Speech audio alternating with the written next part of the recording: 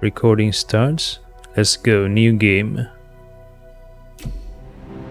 It's a strange profession, Gamedec. You're neither a player nor a detective. You know the rules and how people break them, how they leave a digital trail.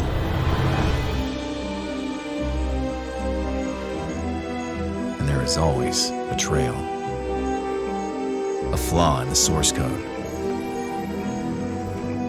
backdoors used by cheaters,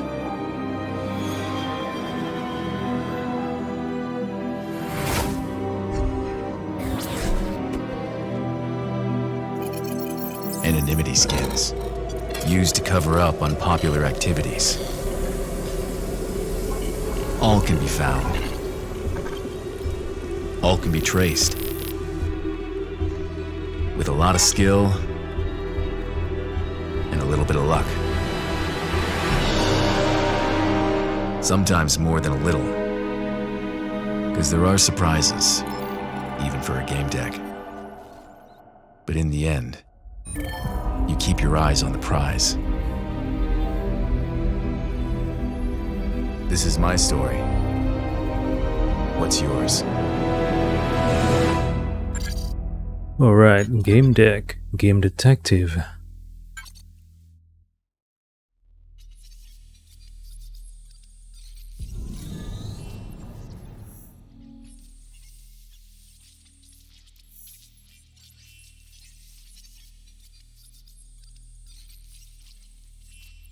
Use any key to continue. Realium. What is a realium? Oh, I can create a character? Alright. Database. Personal information. Character name. Gamedec. Yeah. Pronouns. What? He, him. She, her. He, him. Okay. Origin. Low city. High city.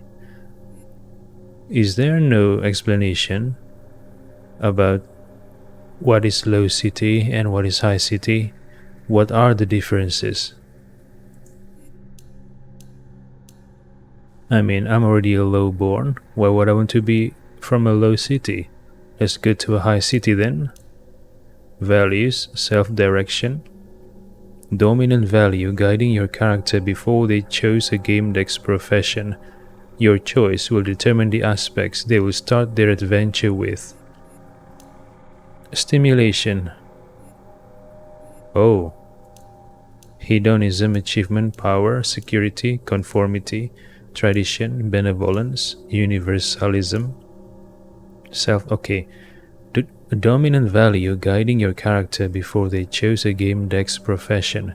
Your choice will determine the aspects they will start their adventure with. Okay, so do I want to have self-direction, stimulation, hedonism, achievement, power, security, conformity, tradition, benevolence, universalism, self-direction? I guess I'll go with power. I mean, with power, it becomes easier for me to achieve other things. With power, I can chase hedonistic activities. I can have security.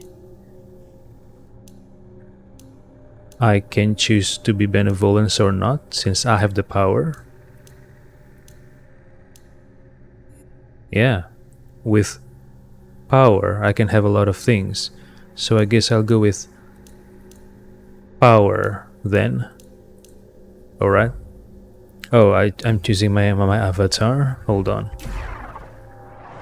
This is the guy from the trailer, right? So do I want to be this guy? Can I rotate? I cannot rotate my character. Oh well.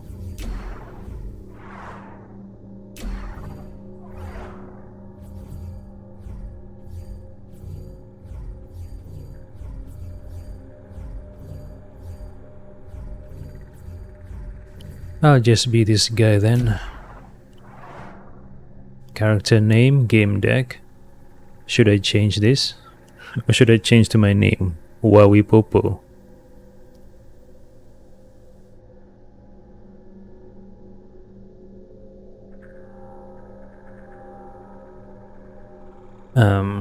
Gamedec or change to Wawipopo. Wawipopo. I guess I'll change to Wawipopo. But this sounds ridiculous. Maybe go back to Gamedec. Never mind. I'll just use Wawipopo.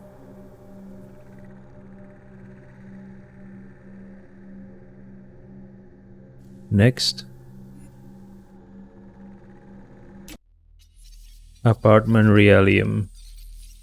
Oh, so this is the map. The apartment is located here.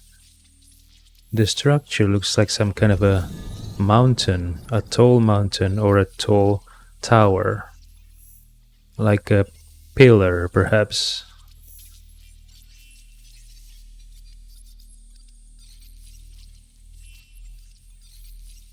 Okay.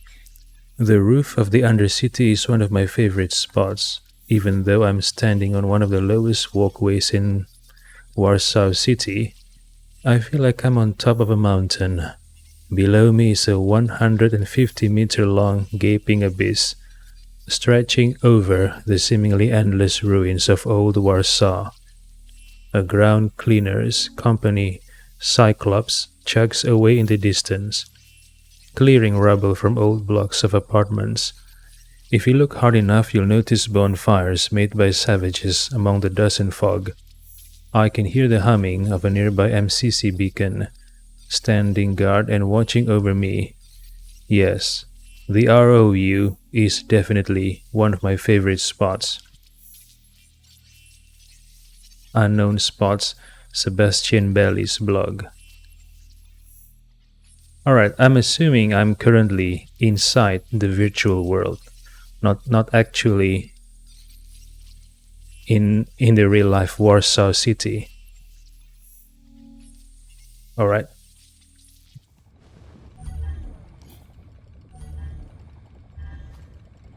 I didn't remember why I had become a Gamedec. At some point, I must have decided that it was a reasonable way of making money. Then I just got used to it. Recall your career. Alright, dialogue options. To choose a dialogue option, left-click its text or click the corresponding number on your keyboard. To see the history of your current conversation, click the arrow at the top of the dialogue window. Okay, this one. I see. Yeah, why not recall my career? I solved numerous cases, so people started to believe I was credible, and credibility was crucial in my line of work. Of course. Pretty much everything can be falsified, but you can't fake credibility. Games, besides being my workplace, also became my second home. Did I ever play for fun? Yes, sometimes I did. Hey, this sounds nice. Living in a game world? Look around. Yeah, look around. I was surrounded. Okay, new data. Okay, I'll check that later. I was surrounded by the real world, that is Realium. Oh, I am in the real world. I could hear Warsaw City humming outside the window. I live in Tower Stone in Wola. So right now, I am not inside the virtual world. Right now, I am in the real world, in Warsaw City. It was the end of the 22nd century, and the people were crazy happy. Kidding. Some were, some weren't. Which group did I belong to? I wasn't sure.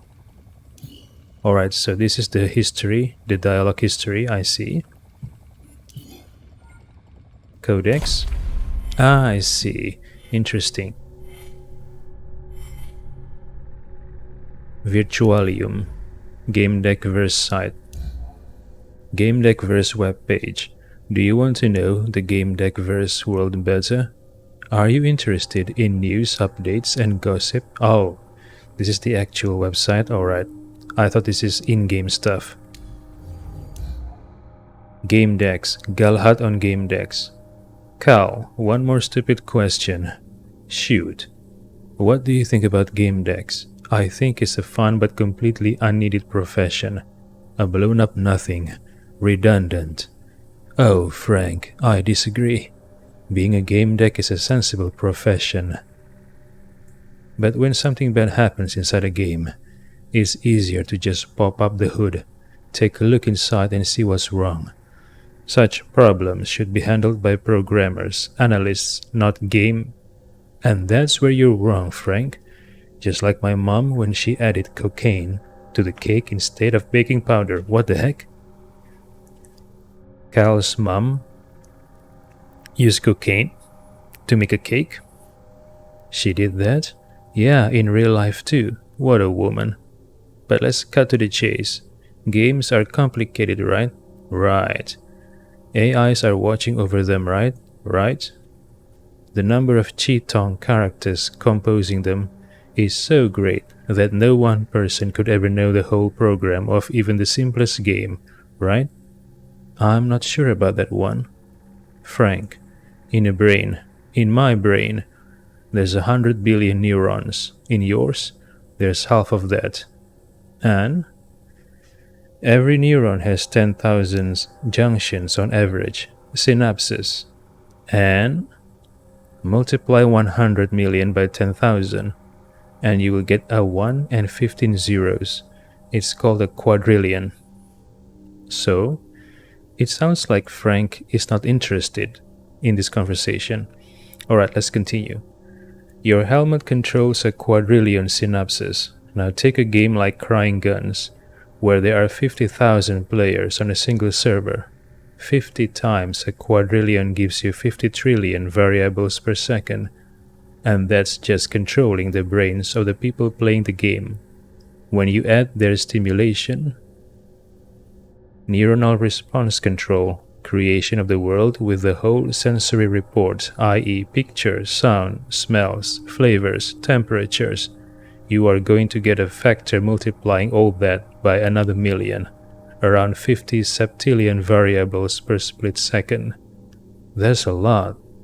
You are fucking right, that's a lot, Frank. We're talking about one server in the living organism of a game adapting to the situation on the battlefield in a simple sensory world based on battles and clans. Can you imagine the array of this world? No. So now imagine that someone throws a cheat in there. Find it.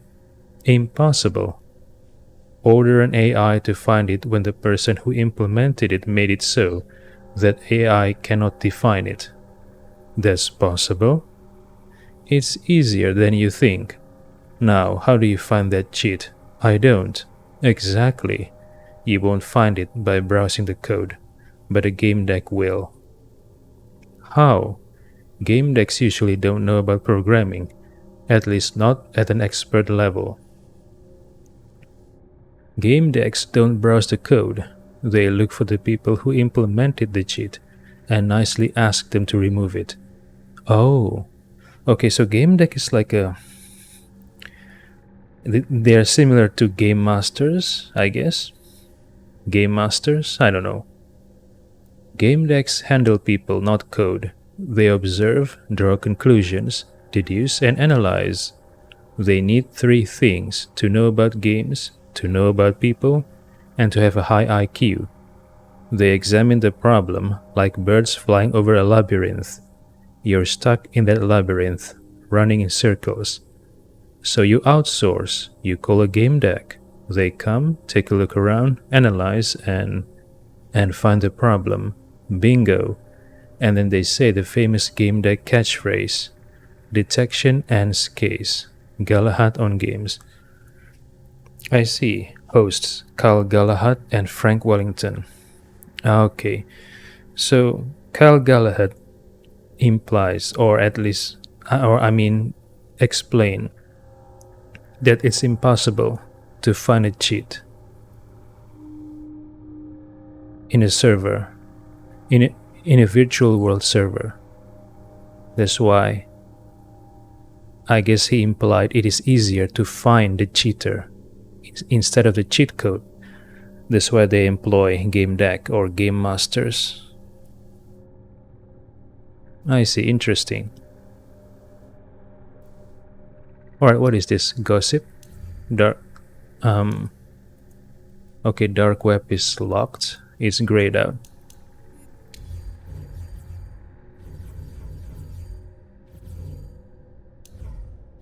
Devitalization. Devitalization is a process generated by a player's helmet. It is responsible for activating a game pill. It is similar to the natural process of falling asleep generated by the pawns. It entails disconnecting the brain's motor and sensory centers from the rest of the real body. Thanks to this, a player can move the limbs of his or her character in virtualia and receive digital sensory stimuli, and at the same time lie still on a couch and feel no real stimuli. The only muscles that are not devitalized are the oculomotor muscles. The same exception occurs during sleep. This phenomenon can be observed in the REM, Rapid Eye Movement, Sleep Phase, Multisensory Encyclopedia Edition 23. Alright, so in order for the players to be able to move inside the virtual world without their actual body moving in the real world, they have to use this, I guess, special helmet that can carry out a process called devitalization. So I can sleep, lie still on my bed, while in the virtual world I'm moving around my body and I can feel my body moving without my actual body moving. Yeah. I mean, it would be dangerous, right? I see, interesting. Sensing. The communicators of the late 22nd century ensure visual, sound, thermal, and olfactory contact. This conglomerate of sensual modalities is called sensory connection or sensing. A computer user connecting to a user of the same device has access to 4 sensory representations, but does not have to use them. Users often turn off the olfactory and thermal channels. Owners of newer walk-tels have access to optical, auditory, and limited olfactory channels, just like Omnic owners.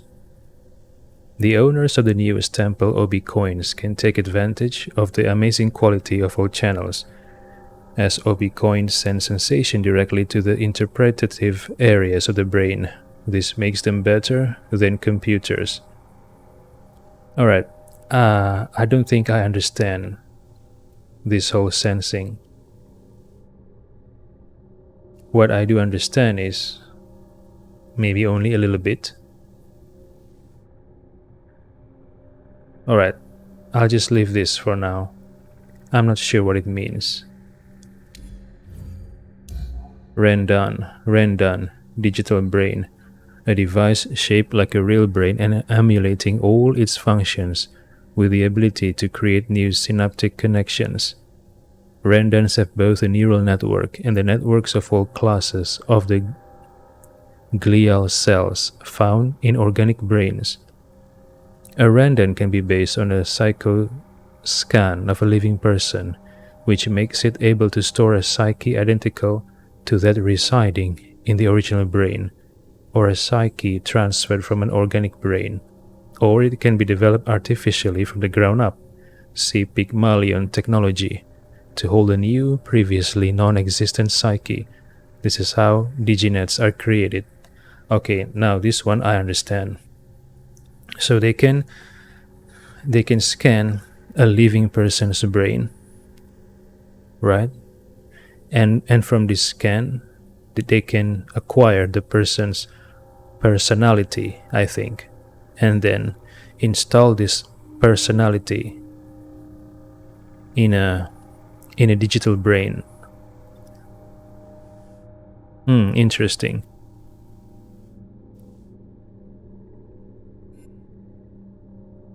So, yeah. It's like a copy of a person's personality, an individual's personality. Maybe not only personality, but everything about them. Knowledge, views, opinions, thought process. Blue Whales Interactive. Pygmalion. Create a human being. Okay.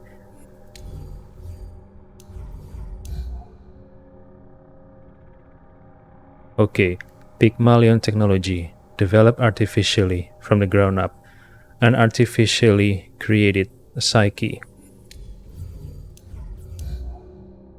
Welcome, fan of Paradise Beach and other Blue Whales interactive games. Admit it, you've had a crush on many of our NPCs and now you can give them life. Yes, BWI has developed a human creation technology. We can upgrade the AI of any character that you choose to the level of the human mind. And there's more. We can create a human psyche from the ground up according to your preferences. The person you created will have a personal Rendan, a unique mind, a personal IN. Okay, what is an IN? A college degree and civil rights. Do you feel like a god now? You should. Creation is in your hands. Pygmalion technology, commercial. Alright, so this Pygmalion technology is the technology to create artificial psyche from the ground up. But they give this artificial psyche civil rights? What the fuck? It's like giving it's like giving a toaster. Well, not really a toaster, but,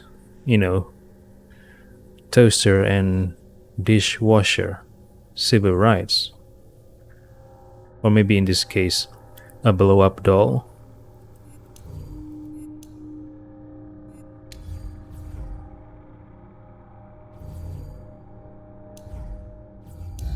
Warsaw City ROU.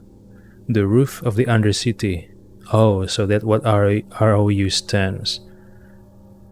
The roof of the Undercity is one of my favorite spots, even though I'm standing on one of the lowest walkways in Warsaw. Okay, I've read this before. The roof of Undercity. Okay, the roof of the Undercity, so it implies the ROU is the middle location between lower city and the higher city, right?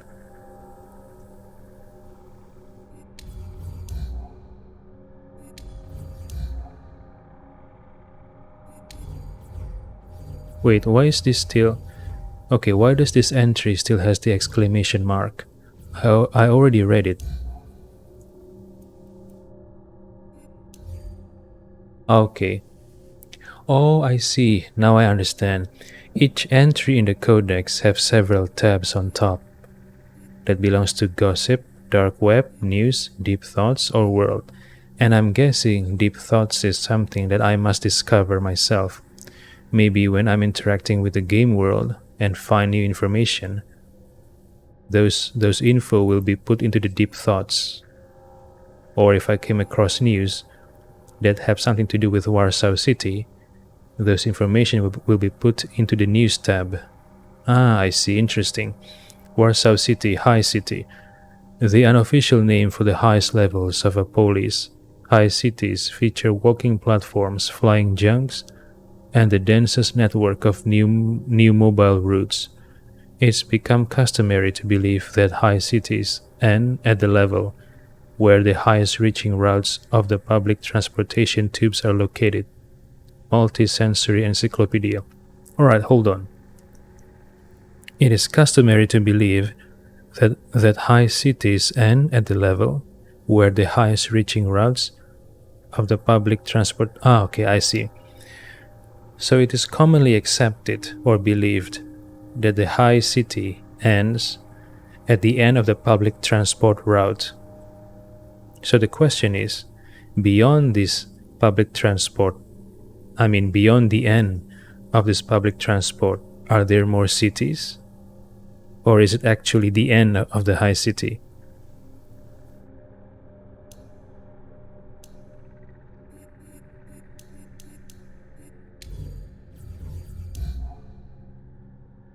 Warsaw City, why Realium? Realium. We all use this word when we refer to the reality around us, but not many of us think about it, about where it came from. Professor? Good morning to you, sir, and good morning to the audience. The word Realium was, paradoxically enough, created by gamers. How so? Aren't they opposed to the concept of realistic reality? That is why they call it Realium instead of reality. Ah, I think I understand now. Alright. And we've adopted the word from them. So what's the meaning behind this term? According to hardcore gamers' philosophy, it's just another sensory world. Just another game. But Professor, I know what you want to say. Realium is not a game. But is that really the case? You work in Holovision, make money, use it to buy food, pay rent? Is that not a sim? Well, basically, if you keep improving, you'll be promoted to a higher position and get paid more, correct? Yes. So, it's an RPG. There are a lot of people around us, and they're all using the same location, are they not? Of course. So, you could say it's a massively multiplayer online game, indeed. Where's the difference then? Well, it's in the consequences. I can't save my game in Realium. You do that when you go to sleep, but I can't stop playing in Realium. Bingo. That's basically the only difference.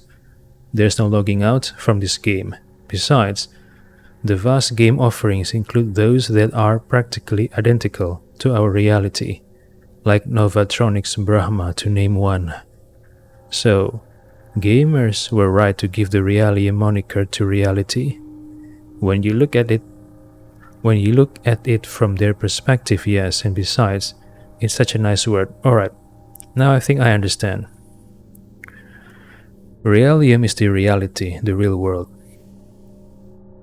But I guess video games have advanced so much that virtual world feels like reality. It doesn't feel different. So much so that gamers refuse to call the real world as reality, because their reality can be any virtual world they choose to be their reality. That's why they refer to the reality as Realium. Okay. However, there is another difference between reality and the game world. In the real world, they can die, right? While in Realium, they cannot die. I mean, it's a game, a video game. Host, okay, serious talk about the world. Host Robert Gunn. Guest Professor Elżbieta Ran. Okay, since we are in Warsaw City, I assume Elżbieta Ran is a Polish name. Wait, okay, forgive my ignorance. Is Warsaw City in Poland? Hold on, let me check. Warsaw City.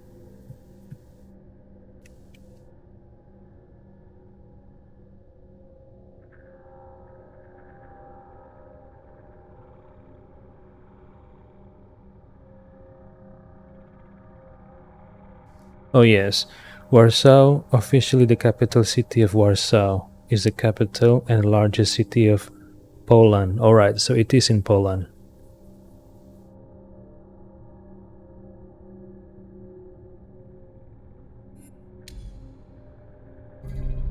Ah, oh, so what is this? Like a skill tree? I see. Aspects. Aspects are parts of Gamedec's personality, expressed through actions, thoughts, and emotions. Be kind to gain the empathy aspect. Inspire someone to gain inspiration. I see.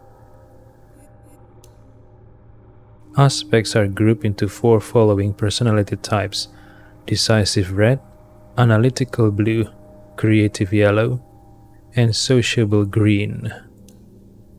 Aspects are used to unlock professions. Hold down the left mouse button on a chosen profession to unlock it.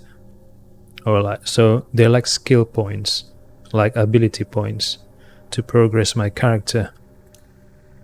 Professions. Professions unlock special conversation options, enabling you to do more. Hover your cursor over a profession to see its description. Each profession requires a different personality. Ah, the description will indicate which aspects unlock a given profession. A profession will be highlighted if you have the required aspects. Click and hold the left mouse button on a profession to unlock it. Alright. So I have three determination. Hold on, what was it called again? Creative yellow, analytical blue, sociable green. And what was the red thing?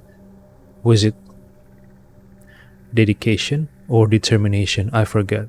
Okay, so I have 3, 1, 1, 1. Alright, hold on.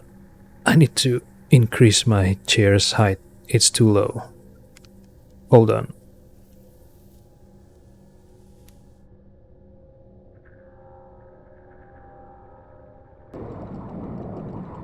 Professions. Some dialog options are available only if you have the right profession. Such options begin with the name of a profession. Click the icon on the left edge of the screen or press I to see the profession tree.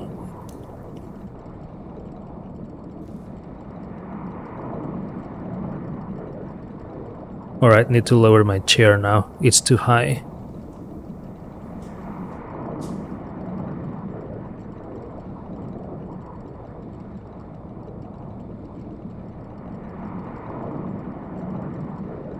I always like tea. It opens your mind and cheers you up. I had a decent chemical blend and the real, more expensive stuff. What the heck?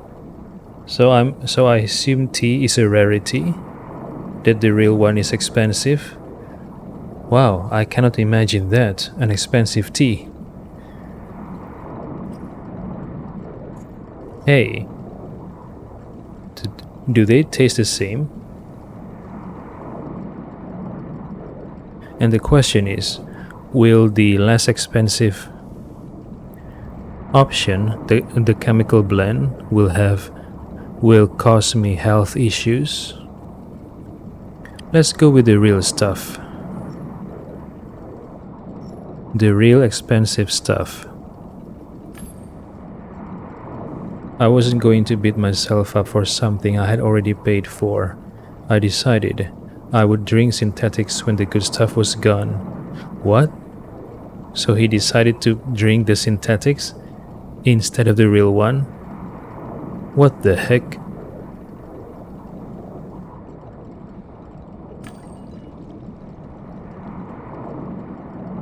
Oh, no. My mistake. I was wrong. He said he's going to drink the real one, and once the real ones are gone, he will drink the synthetics. I decided to think some stuff over and get to work. Sensory worlds.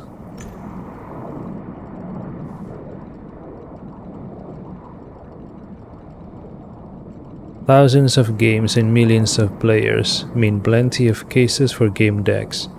Hatred, greed, and deviousness are especially common online. Two topics had been especially popular in the media recently: digital love and whether it's better to live online or in Realium. Well, it depends. If I live online, I still have to do jobs in the Realium, right?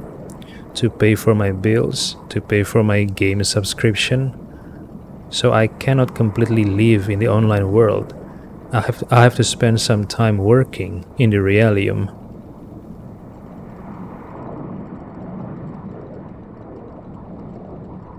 I need the money to continue my online life. So, games or Realium? I took a sip.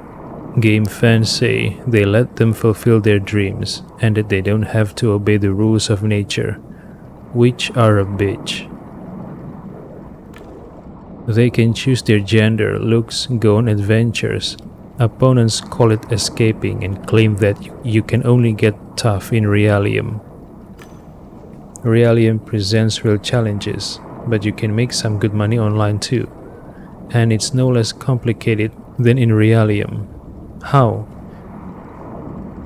Decide that you prefer Realium. Decide that you prefer games.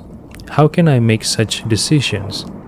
I don't know anything about the realium and the online world. How am I expected to make this decision so early in the game? I don't know. Decide that you prefer games? Sensory worlds are kingdoms in themselves. There are plenty of affairs, people, and nuances, so I'm not surprised that some people call them home. Experiencing something in a game is no different from experiencing it in realium. It's just a different and more interesting level of reality. Recent events.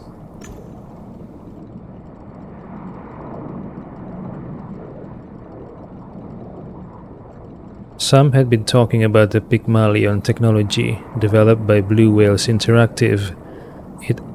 It upgraded AI to the level of the human psyche. Ah. Recent gossip. A man named Ken Zhou, a young Goodabad star, screwed up in the last game, and his Black Angels lost.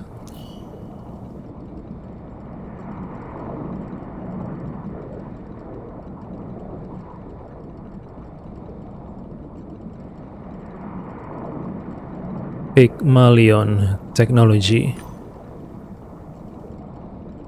Blue Whales Interactive claimed they could create human beings. Obviously, for a hell of a price, such humans are called diginets. A diginet has a synthetic brain, a rendan, but no body. It lives online unless you buy it a mobrium, and I'm guessing mobrium is a body for these diginets. There were demonstrations at the company's location against this technology. The protesters claim that diginets were unnatural. I'm okay with diginets, just don't give them civil rights. They are artificial. Decide that the protesters are wrong. Well, as long as they don't give diginets civil rights, I'm okay with it. Problems will start arising when diginets are given civil rights. I guess they already have, I don't know.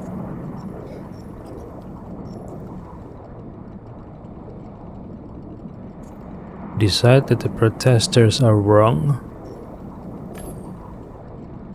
A company introducing such risky tech must have tested it in thousands of ways. Otherwise, it wouldn't have put its reputation on the line. You trust the company so much. Honestly, I would... never mind. The protesters were a bunch of ignorant people afraid of progress. I wasn't going to waste time on them. Not really. Maybe they have their own reason to protest it, right? Why not listen to what they have to say?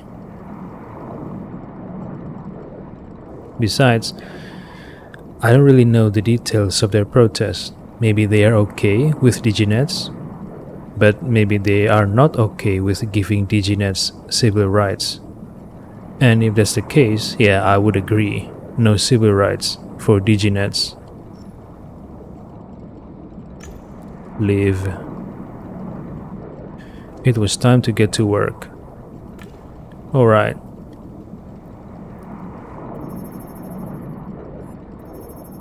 Geoffrey Haggis, incoming call.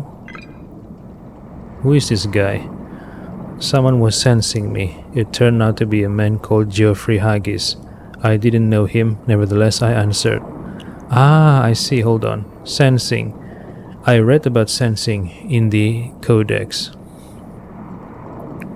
So I guess sensing in this context is like a communication, right? Communicating. Hold on. Sensing. Where is sensing? This one. Alright, so my guess is sensing is like communicating with each other, but it has 4 sensory representations: optical, auditory, limited olfactory channels. What is olfactory?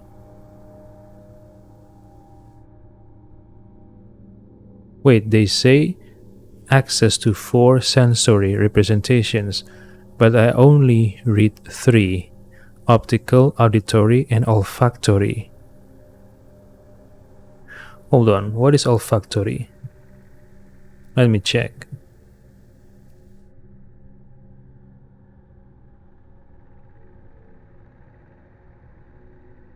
Alright, olfactory. Oh, sense of smell. Alright, so with the sensing device, I can communicate with other people. And I can communicate with them not only through visual and audio, but also through smell. What about omnic?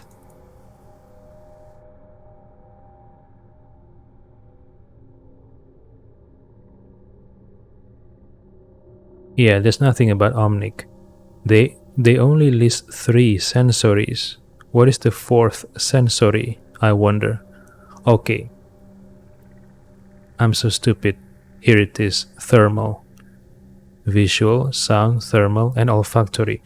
So I can call a friend, and my friend is eating. I can smell the food he's eating. And I can also share thermal. Maybe I'm freezing right now, and I can share the sensation of freezing to my friend. Interesting. I wonder, do I have the option to turn this off? I mean, I wouldn't want to feel the temperature of the other person if they happen to be in a fire, you know? I don't know.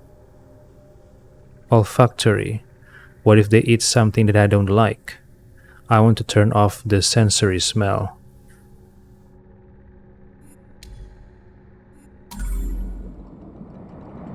Alright, someone was sensing me. It turned out to be a man called Geoffrey Haggis. I didn't know him.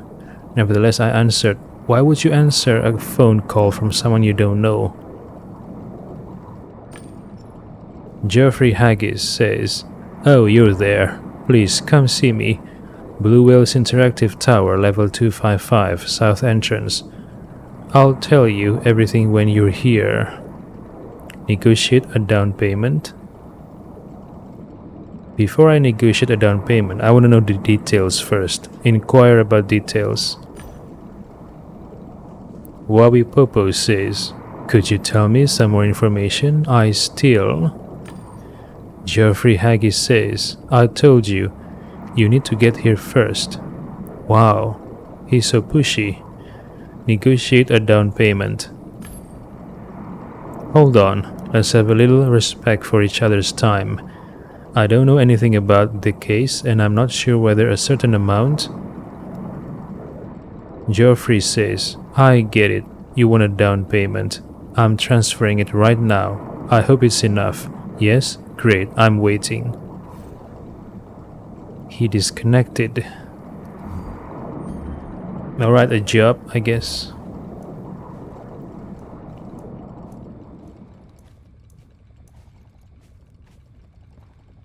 Okay, so I can continuously press the left click to continue walking. Alright.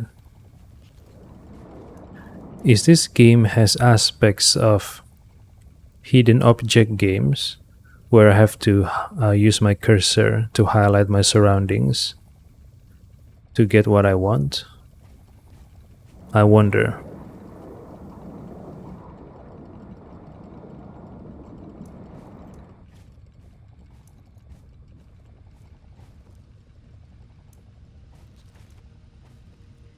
What is this? Is this a shelf where he stores action figures? Really? I don't know. Computer. Oh wait, I can see the streets from here. Well, not ground level streets, I think. We are in the middle city after all. People walking. People talking. Computer.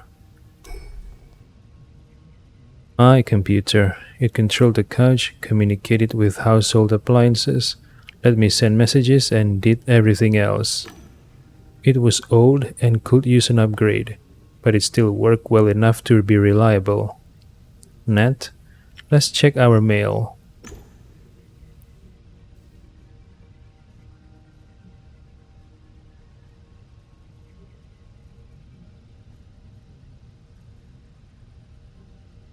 A few emails from clients I had helped. I needed to reply to those. Wait. Reply to emails? Yep. First message. Senator Stone was grateful for working out what his daughter was doing in Ghoul Hearts. Reply kindly. Offer a discount for the next contract. Wait. This guy is a senator, right? If he's grateful with my job, then he's going to look for me for the next job. If he needs me, why would I give him a discount? There's no reason. I don't need to catch him in my net. He's already grateful, meaning he knows what I'm capable of. So no discount. Reply kindly. Do I want to reply kindly or do I want to give advice? Well, if I'm speaking from a strictly business point, I wouldn't want to give him advice, right?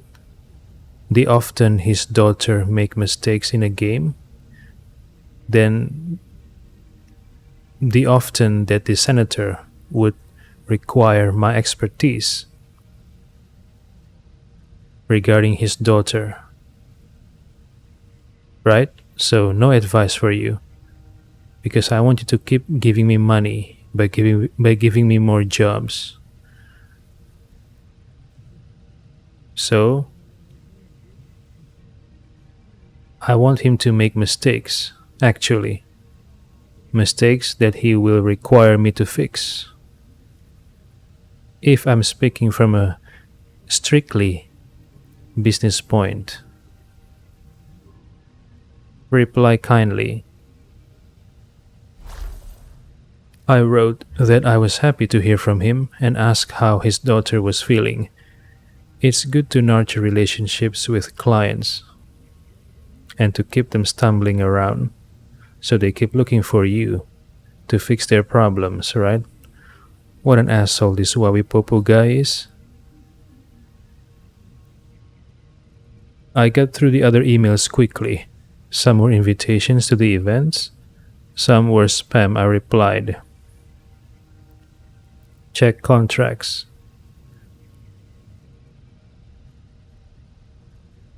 I already had one contract, but it wouldn't hurt to check. Maybe there would be another one. It was my lucky day. Mr. Gamedec, come play Crying Guns with us. It's a lot of fun. We may not be able to pay you, but... A bunch of kids. I didn't want to deal with that. So the contract from Haggis was the best thing I could give my attention to. Alright, so some kids contacted me to play games with them. Is my protagonist famous? Return to the desktop.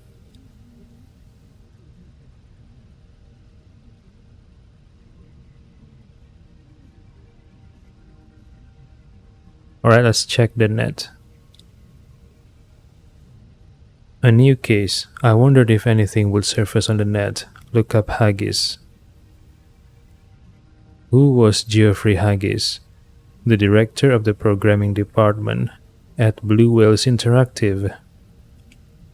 Wife Eleonora. Son Frederick. Fredo to his friends. His assets are recorded in 8-figure amounts. Alright, take note of that in my mind. Wife Eleonora, son Frederick, called Fredo by his friends. That was all I could find. Look up Blue Whales Interactive. Blue Whales Interactive, or BWI, the leader in the field of AI. Their flagship product, the dating game, Paradise Beach. A little less known but still popular was the game Knight's Code, a clan battle game based on medieval Japan. They made luxury helmets, and ladies and gentlemen, they could make human beings. Their Pygmalion upgraded AIs mimic human psyches, and I assume they need a body if they want to walk around in the realium, which they call the Mobrium in the Codex. I get that from the Codex. Games. Void Stars. I earn in several games, but was recently focused on one, Void Stars, still in development even though it had already been released. Early access. It was supposed to be bigger than all previous space simulations, though that was hard to imagine. Is this in reference to Star Citizen? I'd already bought a few ships. I just couldn't help myself. They were dang expensive. But what the heck? I love looking at my fleet. I played that games for a while. I like it actually. But it's a game where I can only enjoy it if I play with friends or with other people. Playing by myself in a game like that, not it feels lonely. Besides, I don't like flying ships. When I play Star Citizen, all I do is becoming a passenger or a crew, shooting, operating gunners, or just I don't know, enjoying the ride. I hate flying, but I enjoy being a member of the crew in a multi-crew ship. That was fun. Buy a new ship, browse your fleet, read the news. Welcome to the Void. We know you want to play, and so do we. Unfortunately, we are carrying out a maintenance check so we can constantly improve. We'll be back soon. Too bad I could have done with some flying. Buy a new ship. What was more exciting than expanding one's fleet? That much hype Vulture X sure was tempting. A fantastic exploration vessel with a medical bay, a hangar with a scouting ship. I know that ship. I forgot what it's called. Is it called the Phoenix? Phoenix Constellation? That one ship that has a small ship in its back where you can use it. Strong armor, a crew of bots at your command. All for a bargain price. The price will increase later. Dang it, I couldn't afford this baby, given the state of my finances. I like to serve, I like to play as part of the capital ship crew. That seemed fun. I'm always looking for a game, online games, where I can be part of a crew of a capital ship, or a giant, huge ship. Living day to day as part of the crew. It doesn't matter what I do there. Just living in a simulation as if I'm in a big ship traveling through space. By the Vulture. Vulture X, the beauty everyone dreams about, and it's on offer. Dang it, I couldn't afford this baby given the state of my finances. Alright, browse your fleet. I entered the hangar where was the spawn all ships option. I found and selected it. What a beautiful view, starting from the lightest vessels, Flyrock, an interceptor spacecraft, Slight Hawk, an assault unit, Orca, an infantry carrying dropship, the gunship Giant, and the two jewels in the crown, Corsair, a big exploration ship, and Skywalk, a merchant vessel, as solid as it was bulky, beauties all of them. The Vulture X would really make this collection shine. Back. Return. Leave.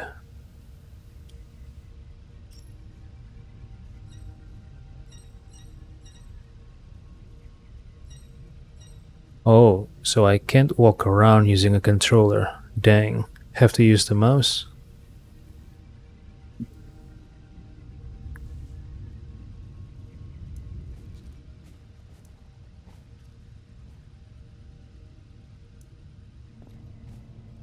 Okay, what is this?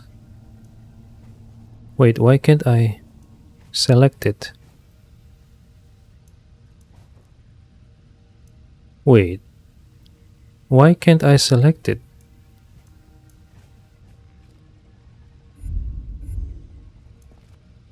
Is it because I used a controller before? Ah, bullshit. Come on, how do I reset it back to the mouse?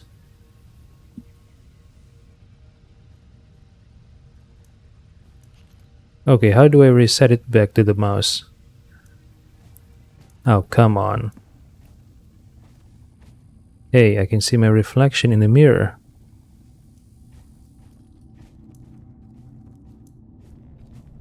Wait, what is this door?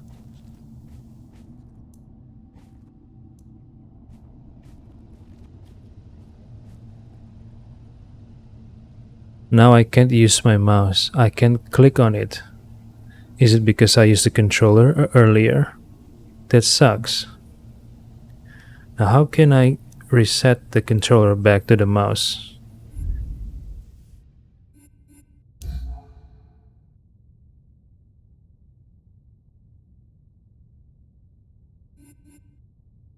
Maybe I can do this? Yes. Wait, no, I can't.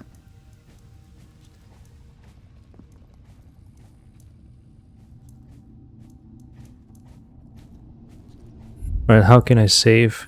Let's save first.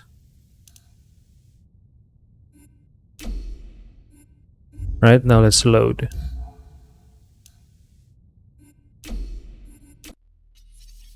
Hopefully this will fix my problem.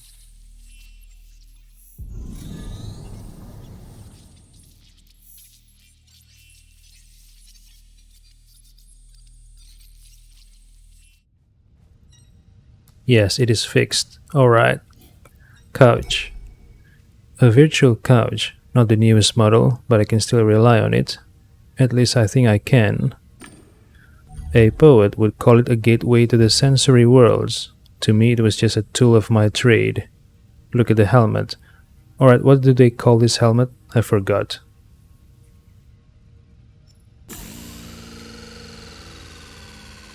It was starting to fall apart. I needed to replace it. Dang it, such important gear wouldn't come cheap. I couldn't afford it at the moment. I needed a few jobs first. Or one big job that paid well. Check fluid level.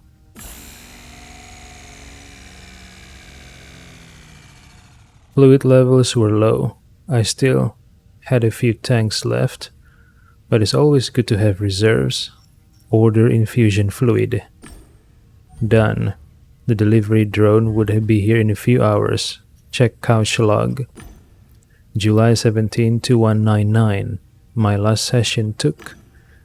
The couch displayed an error message recommending to reset it to default settings. The model's reliability had become questionable. The glory days of this thing are well behind it. A game deck should spare no expense on things like this. It's time to think about getting a new one. Glazier, report defect. Why can't I choose this? I don't understand. I need to be a glazier?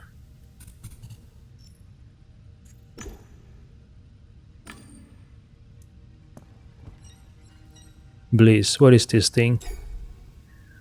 The control panel for the apartment's AI, a fine piece of software that didn't treat fridge contents as its first priority. Alright, so the AI is named Bliss. You can also talk to it. Its name is Bliss. That's the default name, and I never bothered to change it. Activate the system. A logo with two whales appeared on the panel. Thank you for purchasing a product manufactured by Blue Whales Interactive, the leader in the field of AI, BWI, never alone. You are activating for the first time. First, configure the software to your liking. I cursed. Something had reset my settings. Probably another failure in the tower. Or a surge upstairs. I had to reconfigure everything again.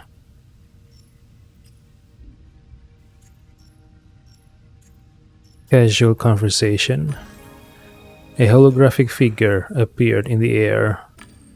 Hello, my name is Bliss. Oh, what do you want to talk about? Hi, wait, what do you mean? Don't you remember me? Why does everything break all the time nowadays?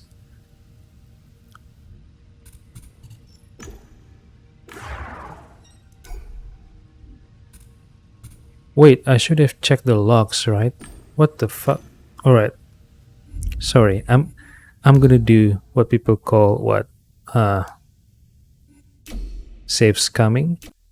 I guess? Because I'm curious.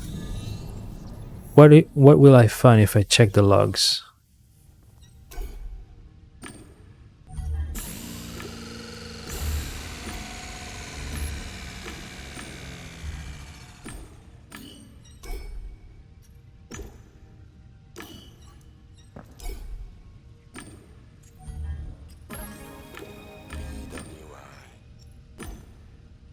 There was nothing in the system. Logs of previous activations and conversations would be in the cloud, provided they existed. Probably somewhere on the Blue Whale's interactive servers. Too high a bar for me. You had to be a real magician to access them. Magician? You mean hacking?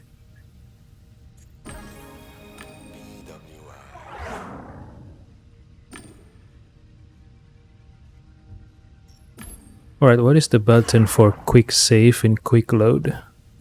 I assume they have those buttons, right? Quick save and... Alright, no quick save and quick load. Let me try. Usually F5 is the quick save in other games. Let's check it out. Alright, yes, F5 is quick save. And I assume F9 is quick load, right? F9, where is F9? Yes, F9 is quick load.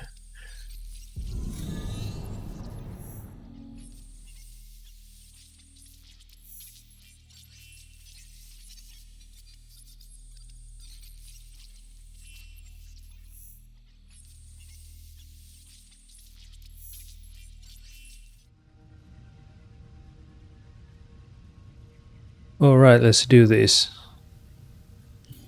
Now let's check Holovision. Breaking news. Warsaw City news. The latest domestic and international news all day long. Today is Monday, July 17th. My name is Carla Kolumna, and this is the news. Ken Zhou, the young star of Goodabats, loses the game miserably. Zhou blames everything on glitches in the game. Could this be the end of the youngster's career? So this guy is an esport professional. Ken Zhou. Is that his real name or is it a nickname? Researchers from the Warsaw City Institute of Epidemiology have discovered a strange emergence. Alright. So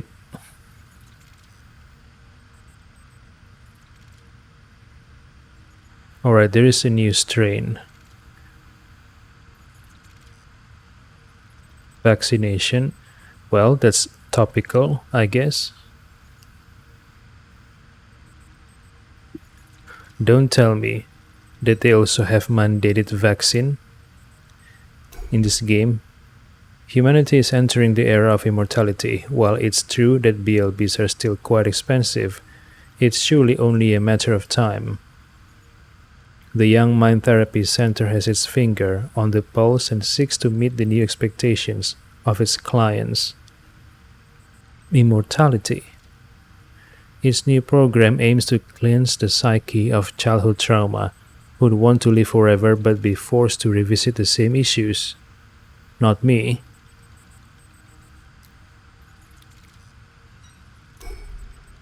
The latest Miss Muscle contest was won by our local bodybuilder Chloe Starr, who dominated the field with her perfect figure. Now, we're talking. Thanks to her 150-100 measurements, what? The Miss Muscle gold standard. She finished first and won a pro card. Congratulations. The Russian giant Mobilenium continues to expand.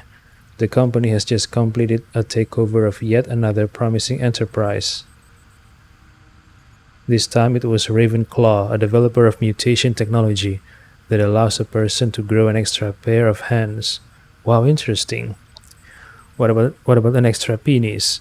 Oh well, the business world is a jungle after all. And not even an extra pair of hands will help you eat or be eaten.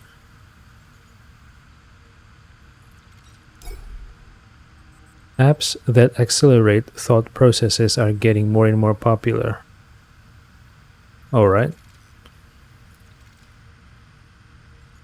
D-runners, police units comprised of diginets using these programs, are becoming teenage idols. How about you? Do you know how to accelerate your thinking? If not, better hurry, or you'll get left behind. Well, I I better get it, or I'll be the most stupid person in the world. More and more people leave Earth for Gaia. Oh, really? They found a new planet to colonize? A comparative study found that as high as 2% of our society, mostly lower middle class, would like to move there. Well, yeah, the emigrants are most likely looking for better pay and prospects for the future. Well, yeah, if you already live, you know, below standard and you're having difficulties with the financial, you would want, yeah, it's normal to chase something different for a better life.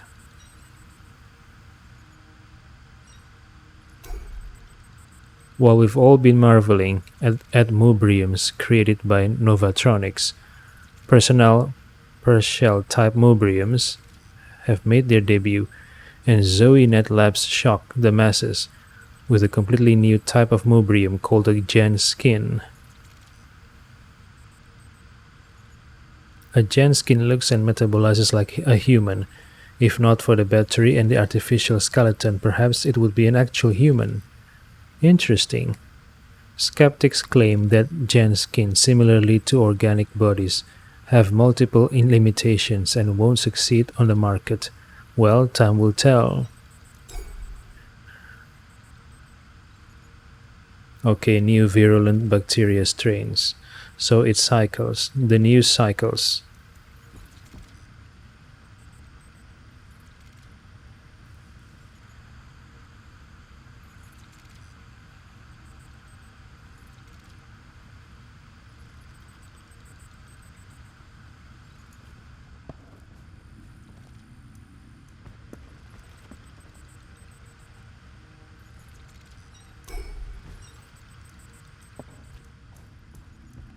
Alright, so this is my bookshelves. This is my mirror, my bag, sofa, TV, computer, chair. I'm guessing this chair is used to enter the virtual world, right?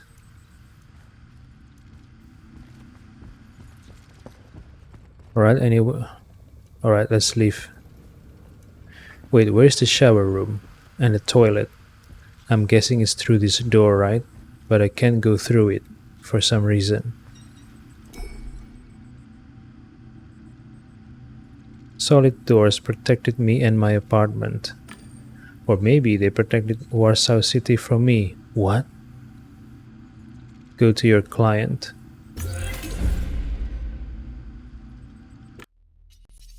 What does that supposed to mean?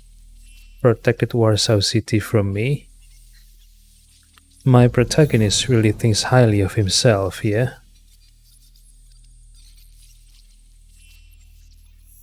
Haggis's office Realium, Rendan Digital Brain, a device shaped like a real brain and emulating all its functions with the ability to create new synaptic connections. Alright, I've read this.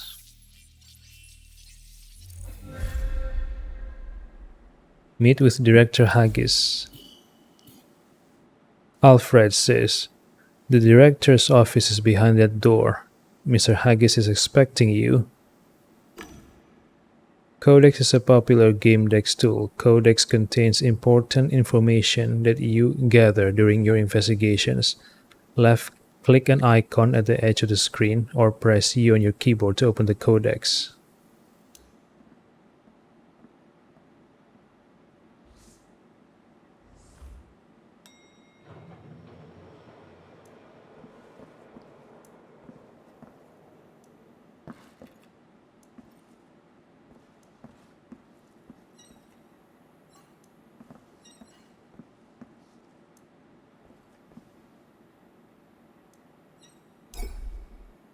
I noticed the gold frame as soon as I entered the room. Contemplate the painting. It was a painting of Geoffrey Haggis, directors, and their inflated egos. But why was it hanging in the hall? A receptionist in love? Really? Or maybe it was just a corporate policy. Inspect the frame. It looked like gold, but I wasn't certain. It was easy enough to check. Scratch it? Should I? I took out my badge and used it to scratch the smooth surface. A deep groove appeared. Gold. I didn't have time for artistic contemplation. But you have time to scratch the frame with your badge.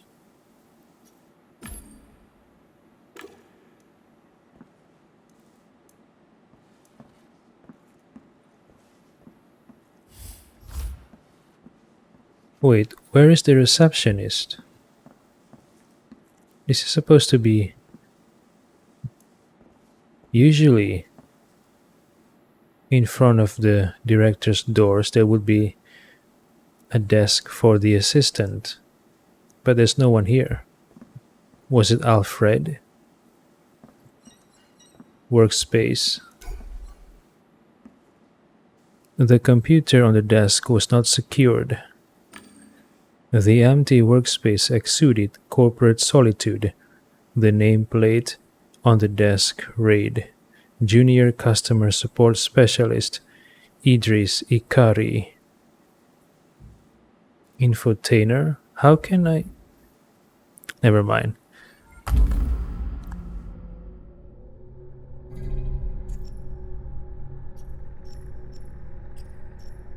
I don't meet the requirements.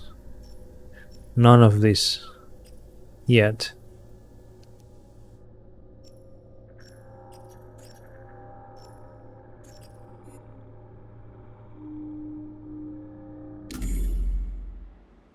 Look at the monitors. The screensaver slideshow alternated between landscapes beyond the ABBs and the towers of Warsaw City. What is ABB? Breaking the sequence, an image of two women embracing appeared on one of the monitors. One of them had blue hair. Log in. I barely touched the screen and gained access to the desktop. It wasn't locked. There was an open BWI presentation and an unfinished hand of solitaire. Browse the presentation. Hold on.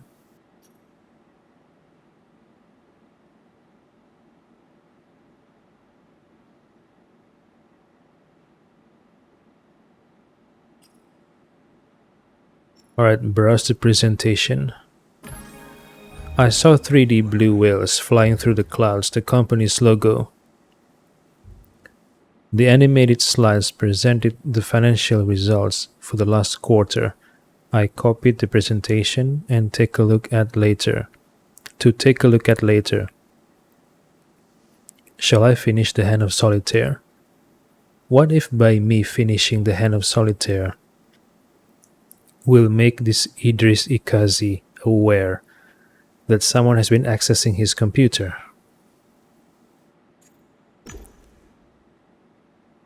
I couldn't just leave a game unfinished like that, so I started arranging the cards on the screen. I finished. It wasn't too bad a score. There was nothing more to see here. Geoffrey Haggis. Portrait of director Geoffrey Haggis. I recently did a portrait of someone who seemed very ambiguous.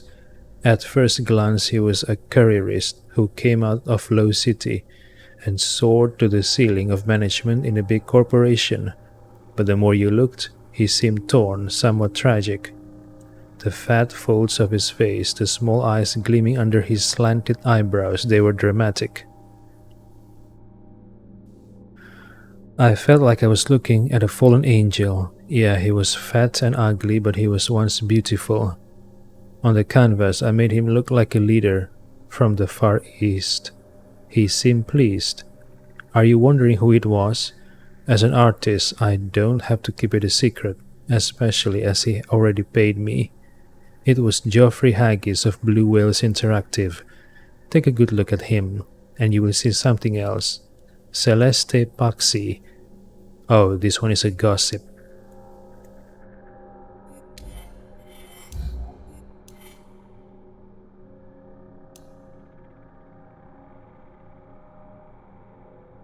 Today we have, Geoffrey Haggis interview.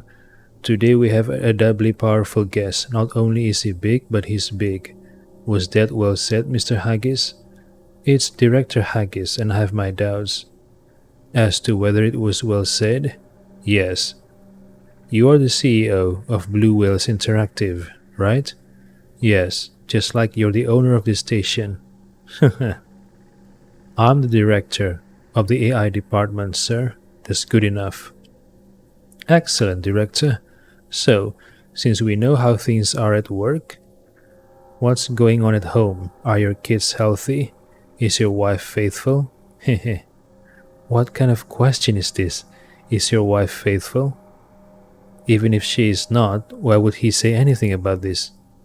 I'm warning you. One more stupid question and I'm leaving. And yes, my son Frederick is doing well and getting great grades. He's a talented artist. Eleonora is the perfect mother, partner, and lady of the house. Can I ask you a question now? Go ahead, Director. Could you ask me a question that's actually interesting? Gossip about the grades. Host Teddy B. Bliss, manufacturer's commercial. Major domo, administrator, house manager, friend, and confidant. Maybe something more? The world's racing forward and you need to keep up. New products and trends are coming out every day. But you have your house, shopping, updates, home network management, calendar. So how do you manage all that? And don't forget that lonely feeling when you return home. Let's not kid ourselves, the world's gone crazy. We're surrounded by singles, families are out and packs are in. Where is humanity headed? Blue Whales Interactive has the answers. Maybe not to all the questions, but at least to many of them. We have the answer that will be your blessing. Bliss. It can be a man, a woman, or something in between. Something in between? Like a futa? Bliss will take care of your home, shopping, appointments, upgrades, and most importantly, of you. Bliss will talk to you when you're lonely, be quiet when you want to think, entertain you when you feel sad in the big city, and intrigue you when you need inspiration. Bliss offers 4 different personalities. Analytical for people who like intellectual challenges, confrontational for those who like some friendly disputes, empathetic for people who need someone to take care of them, and entertaining for those who want someone to raise their spirits. Pick one and watch Bliss grow. See your relationship develop and witness the creation of amazing events unplanned by the developers. Bliss, a blessing for your troubles. Blue Whales Interactive. Can I just pick all 4? Why do I have to pick one? Blue Whales Interactive, never alone. Can I change her appearance?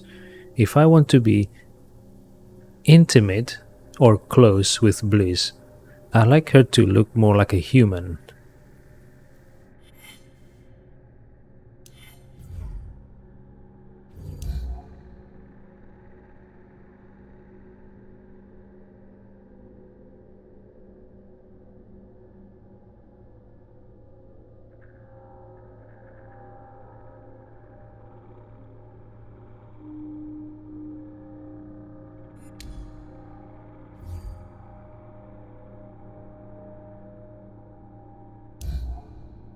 Virtualia. About Virtualia, Cal?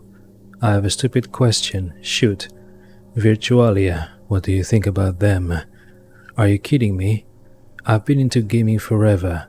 I've done millions of interviews, covered hundreds of thousands of digital miles, and you are asking me what I think about Virtualia? You know why? Because I don't think you ever ask yourself. I never have because it's stupid. Why? It's like you ask me what I think about Realium. Realium exists. We try to model it, but we also try to adapt to it so we won't make the same mistakes we did 100 years ago. But we created Virtualia ourselves. Hundreds of thousands of games, so many that I'll never get a chance to visit them all, millions of ideas, millions of players traveling through uncharted land. You know what? It wasn't a stupid question. I told you it wasn't. Virtualia is like a universe. The universe holds an enormous number of planets, and even if you live 1,000,000 years, you would never get the chance to visit them all.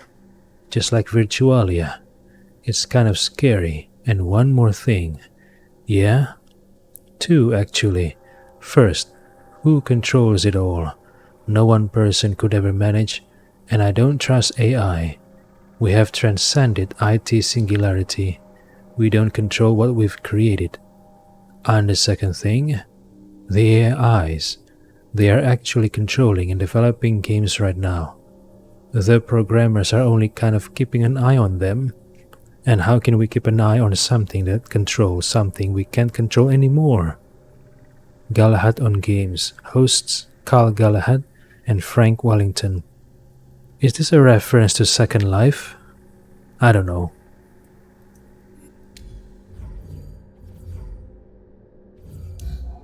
Void Stars. Interview with the creator of Void Stars. Today's guest needs no introduction.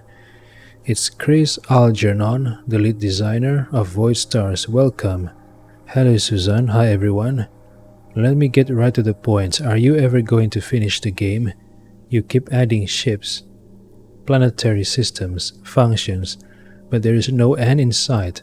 The players bought it, they play it, but there are still bugs and unfinished things. An interesting question, Suzanne. Seems obvious. Not to me it doesn't. Would you want to end your life? Of course not. Alright, so would you want to know what happens day after day until you die? I'm going to buy a BLB. Let's assume that you won't be able to afford one. A horrible vision, but okay, I wouldn't want to know. Only that's not a good analogy. You can do plenty of unpredictable stuff in a finished game. That's true, but you cannot add anything new to a finished game. Come on, they are expansions. Expansions are for games that are not as enormous as Void Stars. They are finished when they are barely advanced because that's what the developers want. That's why they need to be expanded later. Void Stars is a different kind of creation. Unfinished. Maybe you should ask the players if they ever want it to be finished. If they want the thrill of discovery to end. I'm sure they'll say no. Chris, are you trying to say that your game is a new genre, unfinished game? More like developing game. I think that's a good term, and I do really feel that it's a new genre. Fragment of an Evening with Susan, host Susan 7I, guest Chris Algernon. Is this Chris Algernon refers to Chris Roberts from RSI? And Void Stars refers to Star Citizen? Goodabout's the championship. Enough about crying guns, Ted. Let's move on to Goodabout's. Steffi, I knew you were going to bring up that bloody sport. There's no bleeding involved. But there's suffering, Steffi. Suffering. And that's the beautiful part. The ribbon of the Hammerfield scale unfolding over the tortured. The knowledge that damage points inflict real pain. That 10H hurts like surgery without anesthesia, with 20 being nigh inconceivable. Do you see them as the gladiators of the 22nd century? Of the 22nd century, yes, they are real heroes. There are also a lot of female players. That's because women are more resilient. That's cheating. But still, there's only one human being, and a man for that matter, capable of taking a 20. Yes, Peter Crash Kites. But we were supposed to move on to the game, Steffi. That's right. In keeping with the Saturday custom, the Seventh Heaven Arena will be the venue for a clash between the winged demons of the Black Tridents and the archangels from the Roaring Wings. The only cover comes in the form of clouds and stronghold walls. Then it looks like we're in for a bloodbath. Ted, I told you, there's no bleeding. Steffi and Ted Talk Sports, an esports channel production. A game where I can feel actual pain? Who wants to play that? Maybe masochists? I don't know.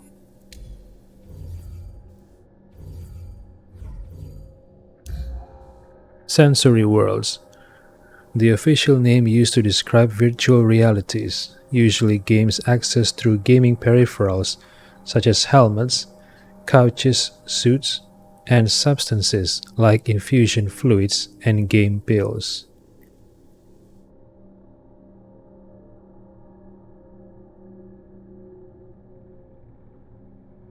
Yeah, I have these items in my apartment, the helmet and the couch, and the infusion fluid, but no game pills and no suits. Diotron. Have you heard about Diotron? Frank, have you been drinking? I hate it when someone hits the booze. Won't say they did and then they talk crap.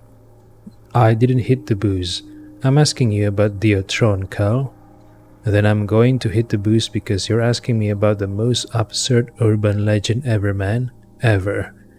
But why do you think? Dude, watch my mouth. Diotron is a super couch, the kind that gamers and game decks use. But it's super couch, according to some stupid spoof, it doesn't transfer you to the network. Well, Frank, to be honest, it can transfer you to the network, but above all, let me finish, Cal. Above all, it's a tool for creating reality. Right, so it's bullshit. How can a super couch create reality? Realium. It's some new kind of religion. Wizards have magic wands, and modern gamers have Diotrons. I've heard that super couch is out there, and whoever lies on it, they can do anything with the world. Yes, lovely story, Frank. Actually, it's kind of cute. I take back what I said before. But seriously, you lay down on the Diotron, and what do you do first? I make you disappear, Frank. Wow. Galahad on Games. Hosts, Kyle Galahad and Frank Wellington.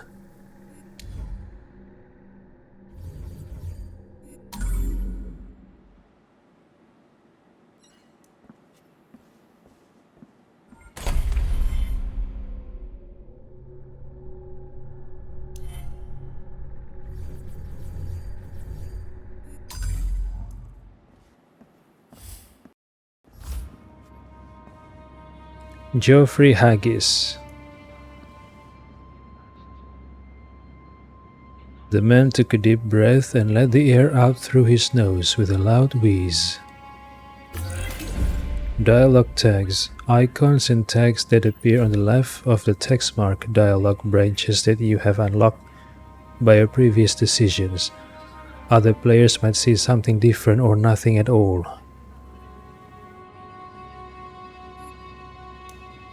There are several ways an interaction or a dialog branch can be unlocked. Your previous knowledge, past choices, and the relationship you have built can all unlock pieces of the narrative. A branch can also be unlocked by your background, a profession you have unlocked, or a deduction you have made. Past choices. His gaze bored into me like he was trying to break me.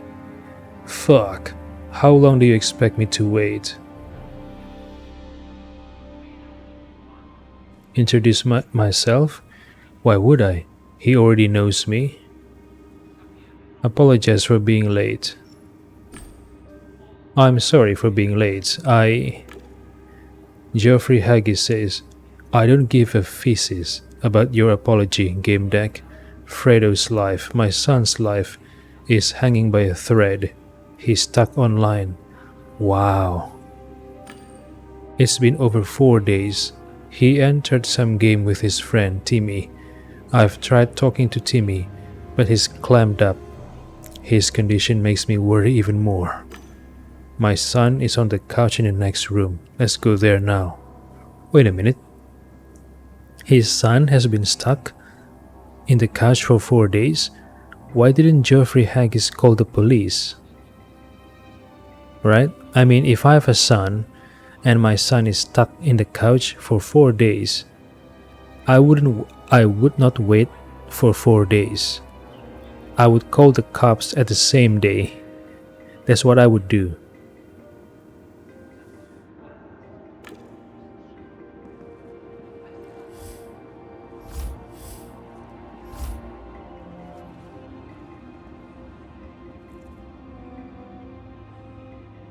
Wait, if this is Fredo, who is this other person? This other person wears a skirt. I'm assuming it's a girl? Geoffrey Haggis says, here he is. Find out what's going on with him and how he can be helped. Haggis' son was wearing an expensive, brand-name suit and a state-of-the-art helmet covered part of his face. The couch's side panel warned that he'd exceeded the online time limit. I couldn't help noticing the genital area of his gaming suit was bulging. What the fuck? The genital area of his gaming suit was bulging, so he's having an erection? Examine Fredo.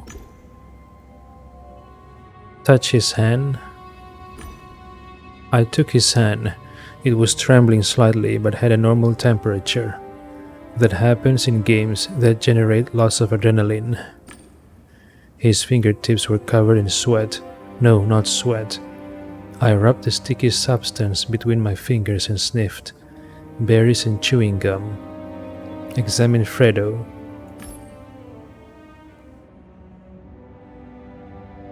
Wait, nothing happens? Check if he's faking. I grabbed his shoulders and shook him a few times. No muscle tension, he wasn't faking.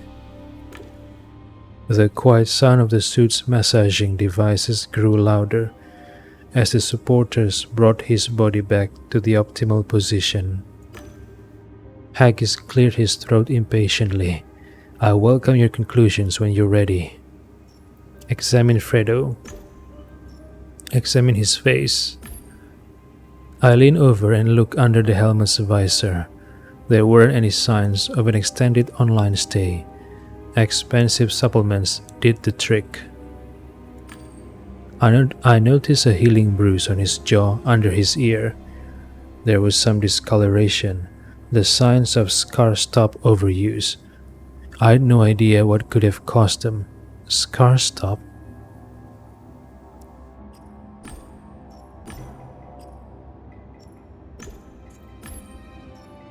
Examine the suit. The suit was equipped with advanced anti-bed sore software. It resembled the skin of a slithering snake. Check the material. Wait, how can I choose infotainer? This isn't fair. I mean,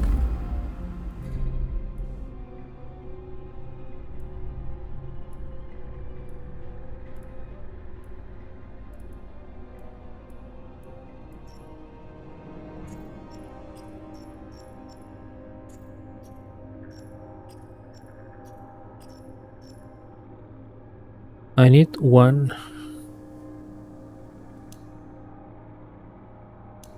Wait, you don't meet requirements? But I do meet the requirements. I have one sociable green, I have one analytical, I have two creativity, and I have one, and I have three. Wait, yeah, I have three fire. Oh, I need two creativity. I only have one creativity. Shit.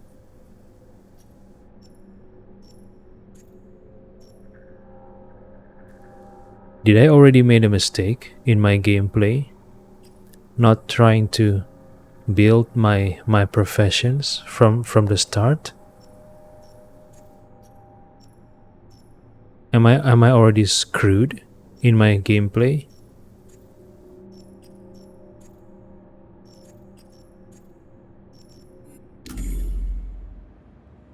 Check the material. The nanofiber material was adjusted to fit the muscles. It provided stimulation and protected the user from dystrophy. I ran my fingers over the suit surface. The synthetic fibers emitted more heat in the places where they needed to work harder. Like the crotch, maybe? I don't know.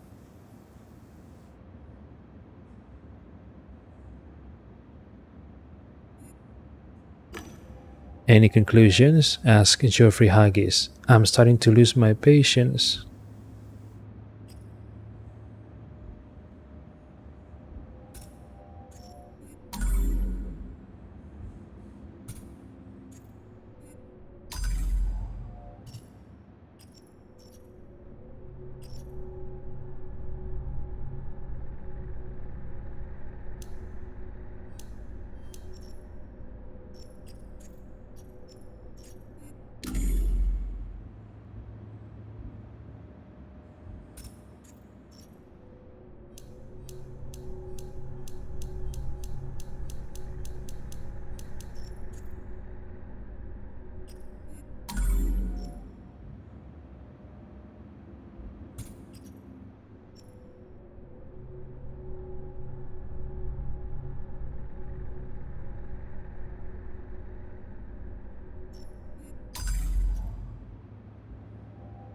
Do I want to unlock the scalpel? Do I want to unlock the scalpel? I don't know. You know how to communicate with medmats, how to stop a hemorrhage or stabilize the wounded. You can use medical equipment and you recognize disease's symptoms. You don't panic when someone loses consciousness, and you can perform CPR. You are a scalpel. Do I want this?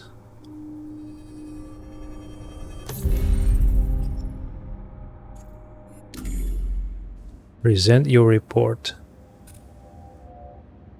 Mr. Haggis, Fredo's life is not in danger. He properly devitalized and fine from a medical standpoint.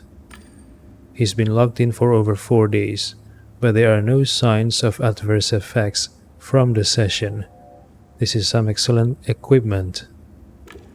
Doing a heart extraction by taking the helmet off is a huge risk, and logging out remotely, Geoffrey Haggis says, it's impossible, I know, like it is in most systems. Can you at least tell me where he's logged into? Unfortunately, I wasn't able to determine that. I need to find out which game Fredo logged into, and then take appropriate steps. Geoffrey Haggis says, I understand.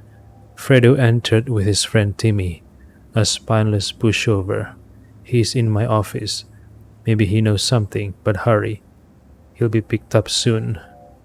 Hold on. If Timmy is in the office, who is this girl over here? He looked at me, then at his son, and sighed. Alright, get to work. Deduction. Sometimes you will gain information directly pertaining to the deduction process necessary for solving the case. Left-click the deduction icon at the edge of the screen or press Y on your keyboard to see it. I want to check on him again. I decided to take a better look at the kid and his equipment. Check the couch. The royal mat. Discretion and comfort. Couch reeked of luxury and unattainability. The system masked the player's login information. Okay, so the couch brand is Royal Mat. Check at the couch's panel. The small screen displayed Fredo's vital signs, pulse, muscle tension, and brain activity. Scalpel. Excess cortisol production. ECG was jumping like crazy. The system struggled with stress reduction. Fredo was on the verge of exhaustion and simultaneously very sexually aroused. I think I know what's happening. He's having a virtual sex, but it doesn't stop. It keeps going and going and going.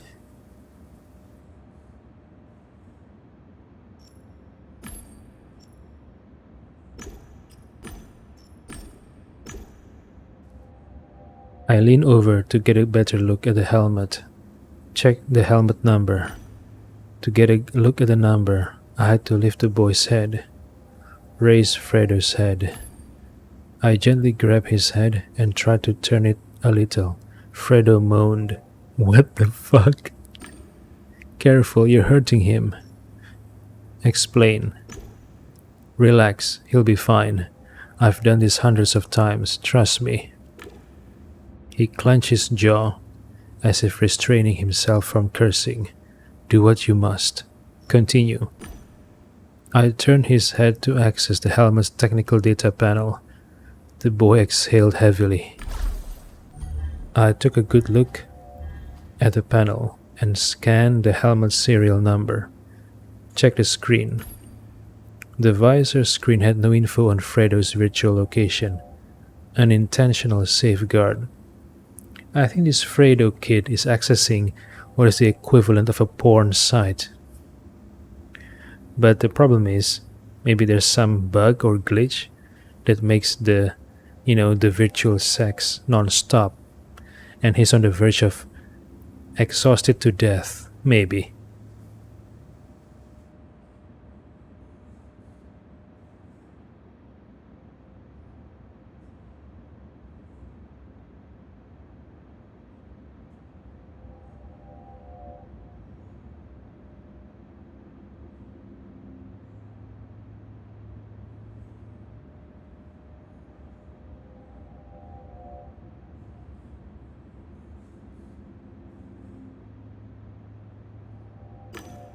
The helmet didn't have an observer port either.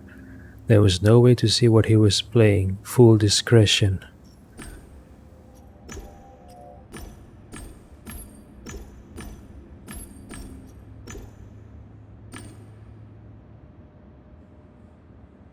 Alright, let's speak with this Mr. Haggis. Geoffrey Haggis looked at me with disgust, as if to let me know that I was wasting his time. Ask about access to the couches. Who has access to the room with the couches? Geoffrey Haggis says, my guests and I, but no one except Fredo uses them when I'm away. He looked at the couch the woman was using. At least that's what I thought. So who is the woman? Wait, don't tell me. Wait, I had nothing to say to him. Alright, maybe I was wrong. I think Fredo isn't accessing the equivalent of a porn site. I think he and this woman have sex in the virtual world. And for some reason, they can't log out. I think. I don't know who this woman is. Maybe is his girlfriend? But judging from the body, the woman is taller than Fredo. Could this woman be an employee of the BWI? I don't know. Geoffrey Haggis repeatedly clenched and unclenched his fists as if trying to control his emotions. I had nothing to say to him. Wait, why can't I ask Geoffrey Haggis who the fuck is this woman?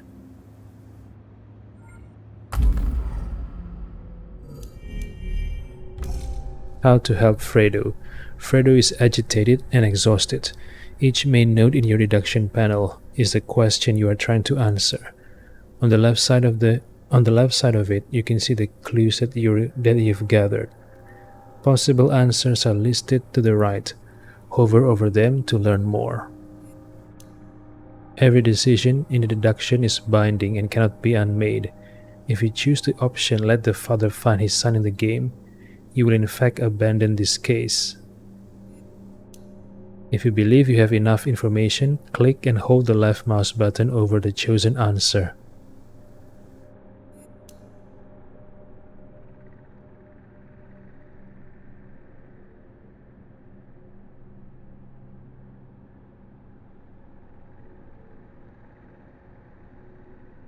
Okay, so I need more informations. 1, 2, 3, 4, 5, 6, 7. 7 more informations. Fredo is acting as if he's experiencing endless erotic exaltation. At the same time, he is showing signs of extreme exhaustion, non-stop sex, in a virtual world.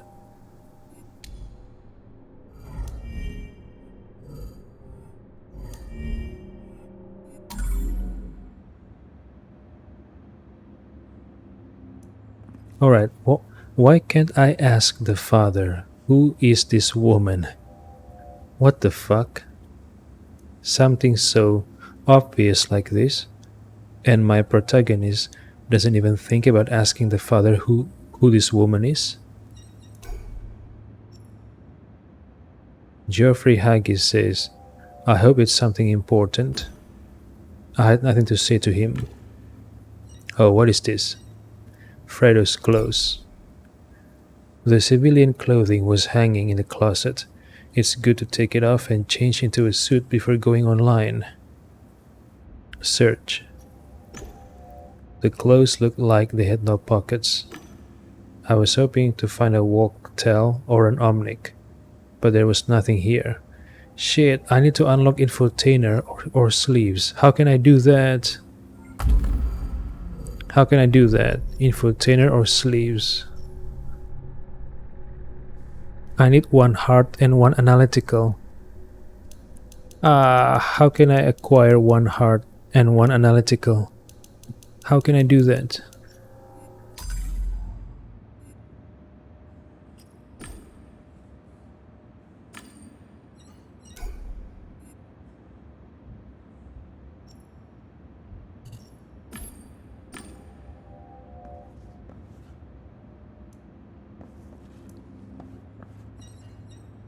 Timmy's clothes. A boy's clothes. Going by their size, they must have belonged to Fredo's friend. I found a walk-tel in the pants pocket. Show me your walk-tel and I'll tell you who you are. Well, we were about to find out. Check sent messages. It's funny how much a few messages can tell you about someone. The kids seem oversensitive. What do you mean? One of the messages to Fredo was a deeply bitter complaint about a promise the young Haggis had broken. It seemed like his friend had taken advantage of his trust on more than one occasion. Check received messages. In his last message, Fredo said that his 16th birthday was coming up. He was trying to convince Timmy to play an adult game. Oh, I see. To enter a game like that, they would have had to cheat the security systems. I'm assuming because they are underage, and only people of legal age can play adult games in the virtual world, right?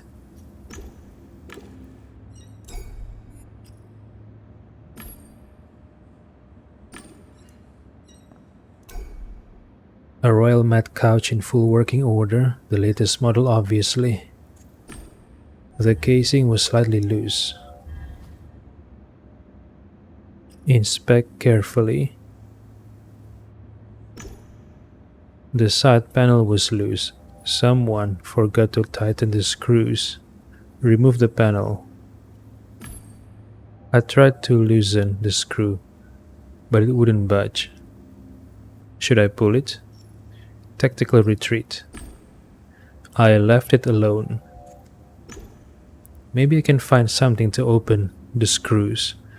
I needed to get back to the investigation. Woman's couch. There was a rather provocatively dressed 20-something-year-old woman. On the couch, warnings flashed from the device's panel. Ask Haggis about her. Who is she? Geoffrey Haggis says, I don't know. Timmy was babbling something about her being in the game with them. Yeah, I think Fredo is having sex with this woman in the virtual world. Take a closer look at the woman. She must have been planning a short session, since she didn't put on a suit. The front of her body was cold and the back was overheated. She didn't have any bed sores yet. Gathered info, she looked like one of the women I had seen on the computer screen in the hall. Wait a minute. She looked like one of the women I had seen on the computer screen in the hall. Is this woman an employee here? The receptionist, perhaps? Is that your assistant? Geoffrey Haggis says, she's just a random lowlife. Leave her alone and get back to my son. Haggis's face swelled up with anger. Okay, Haggis is hiding something about this woman's identity. Should I explain or should I hold my ground?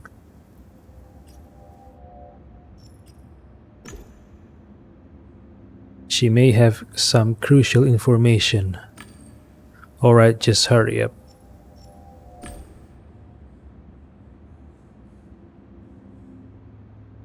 She'd exceeded the safety limits for logged in. Oh, maybe I should have hold my ground. I thought I'm going to persuade him to tell me who she is.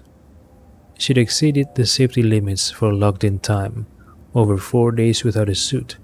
She must have taken a game pill or her bladder wouldn't have held out.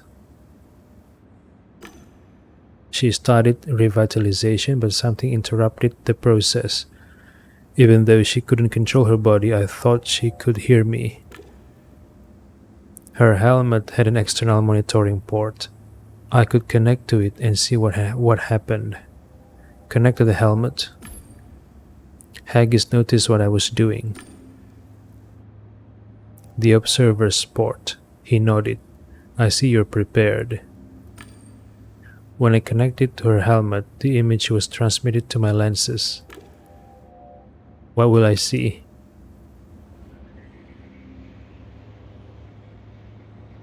The girl drifted in an undefined space. It wasn't the network menu or any of the games I knew. Hello, I'm a Gamedec. I was hired by Mr. Haggis. I connected to your helmet. You can talk, and I'll hear you on my walk-tel. According to the login, your name is Starlet. Is that right? She moaned like she was in pain. A Gamedec? That's great. Yeah, I'm Starlet, and I can't seem to log out. Does Geoffrey Haggis know this woman? I mean, our protagonist mentioned that she's seen this woman in the computer screen. Maybe she's an employee? Question her. I want to ask you a few questions. Starlet says, if it helps you get me out of here.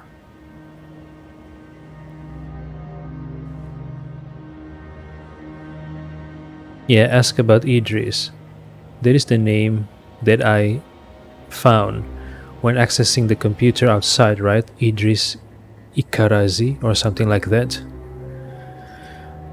First, ask what happened. What happened? How did you get here? I don't know. I don't even know where here is. I was in the game with the guys when someone attacked me. Who attacked you? In what game? Was Fredo Haggis there? I'm confused and exhausted. I can't. Someone definitely attacked me. I blacked out. Ask about Idris. Do you know Idris? I saw your picture on her computer. Wait, Idris is a woman? I thought it's a guy because Idris sounds like a guy's name. Starlet looked at me with surprise. Yeah, she's my girlfriend. Oh, I see. So if Idris is Starlet's girlfriend, what is Starlet doing here? Doing an adult game with Fredo. Did you come here to see did you come here to see her or the guys? Starlet says, can we not talk about it right now? Get me out of here and I'll tell you everything. Ask her about her condition. How are you feeling? Starlet says, I can't move or feel anything. I can only talk. And this emptiness, I'm going crazy here. Your revitalization wasn't completed. I've seen it happen before and I know how to help you. Get back to questioning. But I still have a few more questions. Stop asking questions. That's all for now. So what now? Look around. The digital space was filled with data sets that my walktel rendered as luminous shapes. Offer assistance. Let me try and help you. Starlet says, there's a weight off my shoulders. Progress bar. A progress bar appeared in your quest log. It is influenced by your decisions and dialogue choices. Remember that maxing it out can prompt a negative or a positive outcome depending on the situation. Analyze the problem. Interrupted revitalization is rare. I could have pulled off her helmet, but that might have ended badly. There was a safer solution. Revitalization is like walking someone up. The senses turn on in a specific order. Hearing is usually first. Starlet's was already working. Then comes proprioception, the ability to sense the positioning of one's body. Then the sense of balance. Taste and smell are activated almost simultaneously, followed by touch. Vision comes last. Alright, so hearing, sense of body positioning, balance, taste and smell, then followed by touch, then vision comes last. Alright.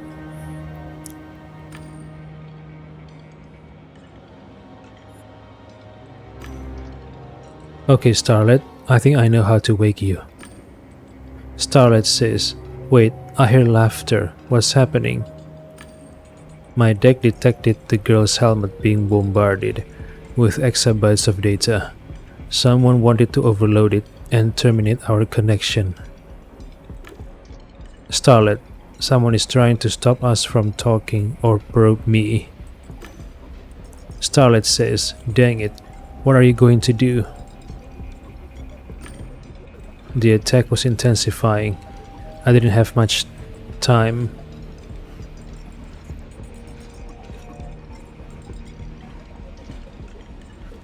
Observe the attack signal. My connection was being overloaded with streams and of incoming data. The walk-tel wasn't able to interpret it.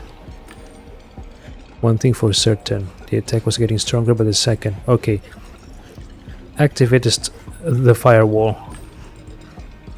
I'll activate some barriers to block the signal, but it's only a matter of time before they crack. It was possible to use jamming barriers to slow the attack, or some weaker reflection barriers to track the attack source. Alright, my priority right now is not to track the attack source. My priority right now is to protect Starlet, so use jamming barriers.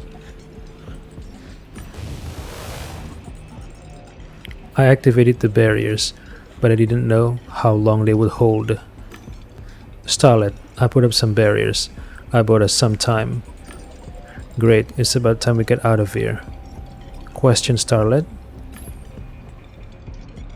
We don't have much time. What game did you go into with the guys? Try to remember.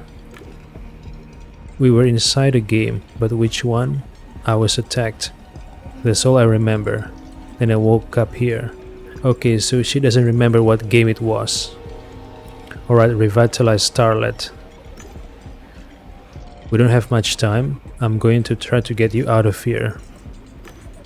Finally. Awaken her by stimulating her senses. The correct order was key. The revitalization bar had stopped on stimulating proprioception. It seemed right to start with that. Starlet, I'm going to try finishing your revitalization. I'm going to need to touch your body. Is that okay? Starlet says, do whatever is necessary.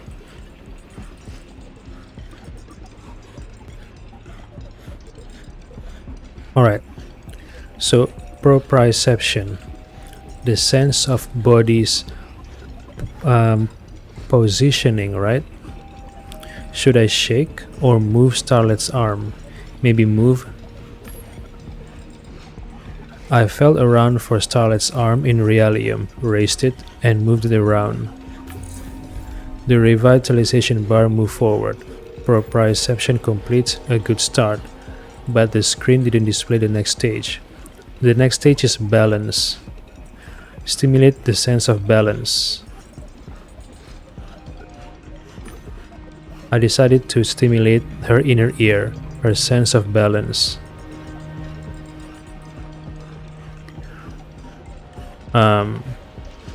Raise Starlet's head.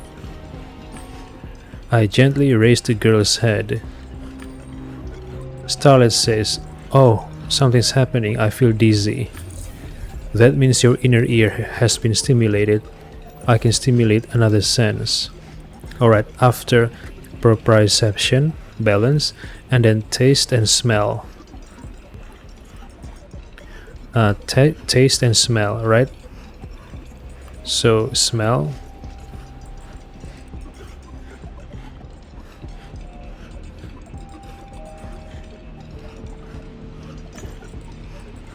It was time for the sense of smell.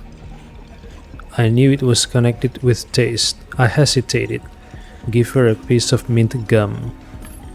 I dug into my pocket for a pack of mint gum, took out a piece and carefully slid it under Starlet's helmet. Starlet says, hey, I smelled something strange, and now I have a weird taste in my mouth. That means we're on the right track. The hacker broke through. We only had time for one action.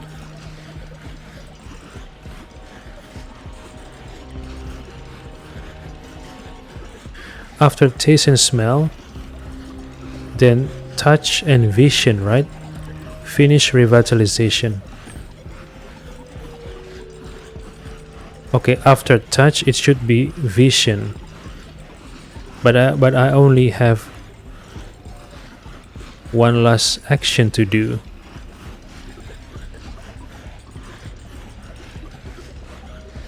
Stimulate the sense of touch. After touch comes vision. But I don't have time for vision. What should I do? I took Starlet's hand and squeezed it. Starlet says, I can feel your hand finally. Now comes vision, says the protagonist. The noise is too strong. I'm losing the connection. Starlet says, no.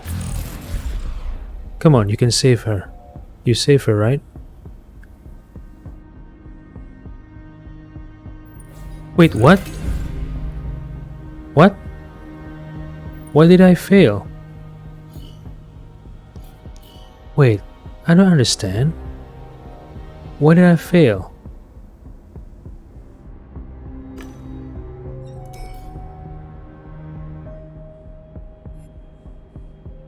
Wait, I don't understand. I did all the right things, so why did I fail?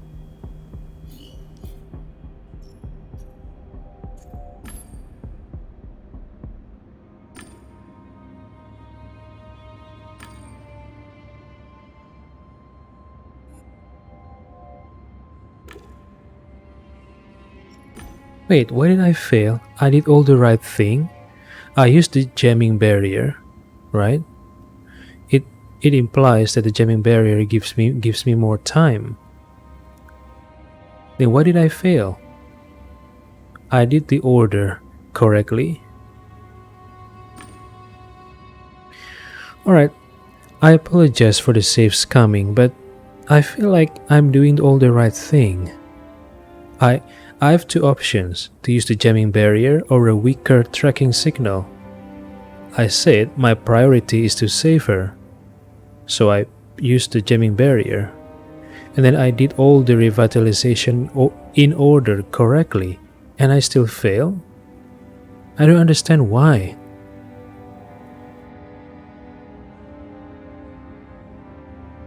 You know what? I feel like I'm doing all the right things there. I didn't make any mistake. I used the jamming barrier, and I did the order for revitalization correctly. So I feel like I succeeded there. I'm sorry for save scumming, but I feel I'm in the opinion that I've succeeded there. Sorry about this, but I'm in the opinion that I succeeded. I did the correct order for revitalization. I used the stronger jamming barrier, not the weaker tracking signal. So why do I still fail?